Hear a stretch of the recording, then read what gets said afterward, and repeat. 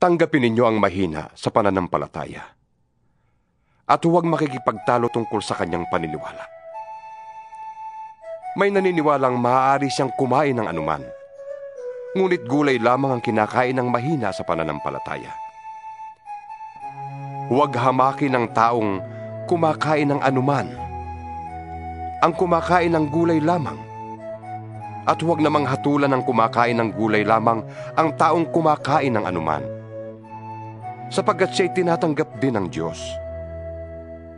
Sino ka upang humatol sa utusan ng iba? Ang Panginoon lamang niya ang makahatol kung siya'y karapat-dapat o hindi. At aariin naman siyang karapat-dapat sapagkat kayang gawin yun ng Panginoon. May nagpapahalaga sa isang araw ng higit kaysa ibang mga araw. May naniniwala namang pare-pareho ang lahat ng araw. Magpakatatag ang bawat isa sa kanyang sariling pasya sa bagay na ito. Ang nagpapahalaga sa isang araw ay nagpapahalaga nito alang-alang sa Panginoon.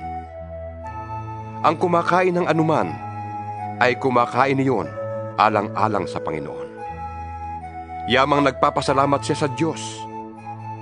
Yun namang hindi kumakain ng ilang uri ng pagkain ay gumagawa ng ganoon alang-alang din sa Panginoon.